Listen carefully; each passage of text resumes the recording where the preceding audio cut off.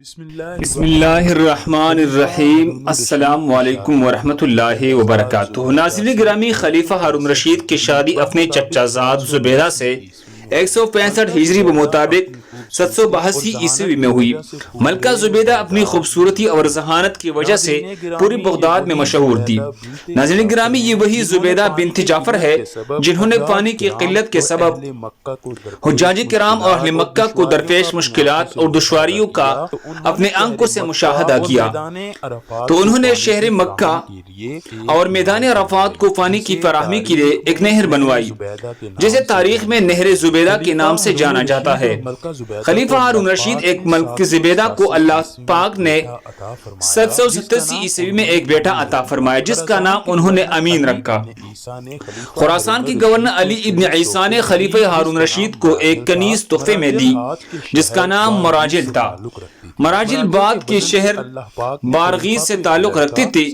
مراجل کے بدن سے اللہ پاک نے خلیفہ کو ایک لڑکا 788 عیسوی میں عطا فرمایا جن کا نام مامون رکھا گیا۔ مامون کی پیدائش کے چند دن بعد ہی اس کی ماں مراجل انتقال کر گئی۔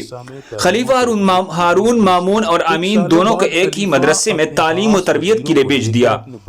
کچھ سالوں بعد خلیفہ اپنی خاص وزیروں کو لے کر اپنے بچوں کے مدرسے کی طرف ان سے ملنے کے لیے گیا۔ راستے میں خلیفہ کو حضرت بالول دانا رحمت اللہ علیہ مل گئی۔ وزیروں نے زبردستی ان کو اپنے ساتھ ملا لیا اور اون پر سوار کر لیا۔ چنانچہ حضرت بالول خلیفہ کے ساتھ اس کی بیٹی امین اور مامون کے مکتب پہنچ گئی۔ مکتب پہنچ کر خلیفہ نے استاد سے اپنے بچوں کی تعلیم و تربیت اور ذہانت کے بارے میں دریافت کیا، تو بچوں کی استاد محترم کہنے لگی، عالی جا، آپ کا بیٹا امین عورتوں کے سردار ملکہ زبیدہ جیسی ہوشیار اور عقل مند خاتون کا بیٹا ہے، لیکن وہ کن ذہن ہے، اسے کچھ بھی جلد سمجھ نہیں آتا، جبکہ مامون جو کہ ایک کنیز میں آپ کا بیٹا ہے وہ بھی ذہین، دانشمند اور باوقار ہے۔ خلیفہ کہنے لگا، حیرت ہے، دونوں میرے ہی بیٹے ہیں، لیکن دونوں کی ذہنیت میں اتنا فرق کیسے ہو سکتا ہے؟ تمہیں بغیر ثبوت کی اتنی بڑی بات کیسے کر سکتے ہو؟ خلیفہ نے غصے کا اظہار کیا تو بچوں کے استاد کہنے لگے، جناب علی، دونوں بچے تفریح کے لیے باہر گئی ہوئی ہے، میں دونوں کے بیٹھنے کی جگہ ایک کاغذ چھپا کر دیتا ہوں، جب دونوں آئے تو آپ خود ملاحظہ فرما لیجئے۔ کچھ دیر بعد بچے مکتب میں داخل ہوئے، اپنے والد کو دیکھ کر بھی خوش ہوئی اور اپنے والد محترم سے گلے ملنے کے بعد دونوں بچے اپنے اپنے جگہ پر بیٹھ گئے جو ان کے استاد نے ان دونوں کے لیے مخصوص کر رکھی تھی، اور جہاں پر استاد نے ایک موٹا کاغذ چھپا دیا تھا۔ مامون بیٹھتے ہی کچھ مضطرب نگاہوں سے ادھر ادھر دیکھنے لگا، جبکہ امین اپنی جگہ پر اطمینان سے بیٹھا رہا۔ کیا بات ہے؟ مامون کچھ بے چین نظر آتے ہیں۔ آخر استاد نے مامون کی بے چینی کی وجہ پوچھ ہی لی۔ استاد محترم، میں اپنے بیٹھنے کی جگہ میں کچھ تبدیلی محسوس کرتا ہوں، مگر سمجھ نہیں پا رہا۔ ایسا لگتا ہے جیسے میری جگہ کاغذ بر اوپر ہو گئی ہے یا چھت کاغذ بر نیچے ہو گئی ہے۔ امین، کیا تمہیں بھی کوئی تبدیلی محسوس ہو رہی ہے؟ نہیں استاد محترم، امین نے جواب دیا۔ خلیفہ تو جیسے دم بخود ہو کر رہ گیا، سر کو پکڑ کر بیٹھ گیا۔ حضرت بالول بھی یہ منظر دیکھ رہے تھے۔ بچوں کی استاد بولے، علی جا، اگر اجازت ہو تو دوسرے کمرے میں چلتے ہیں۔ وہ بچوں کو ادھر چھوڑ کر دوسرے کمرے میں چلے گئی۔ خلیفہ نے حیرت زدہ ہو کر کہا، آخر کیا ماجرا ہے؟ امین کی ماں زبیدہ عرب کی ذہین ترین عورتوں میں سے ہے، اس کا کوئی مقابلہ نہیں، مگر اس کا بیٹا آخر بالول جو تب سے خاموش کھڑے تھے بول پڑے، علی جا، اگر اجازت دے تو میں اس کا سبب بیان کرو۔ ہاں ہاں ضرور کرو۔ خلیفہ بالول کی طرف متوجہ ہوا۔ اولاد کی دانشمندی اور ذہانت کے دو بڑے سبب ہوتے ہیں۔ خلیفہ دلچسپی سے حضرت بالول کی بات سننے لگا۔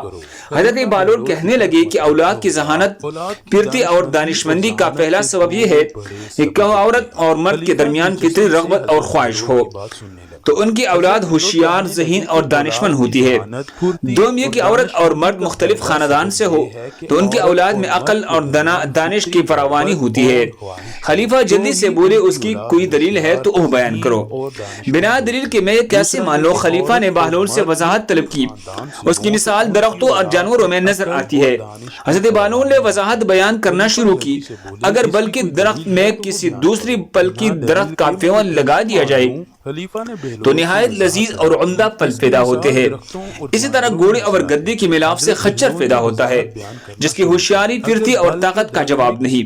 اب عالی جا ہم سمجھ سکتے ہیں کہ امین میں جو ذہانت کی کمی محسوس ہوتی ہے اس کی وجہ اس کی والدہ اور آپ کی رشتہ داری ہے، جبکہ مامون کی ماں دوسرے قبیلے سے تعلق رکھتی تھی۔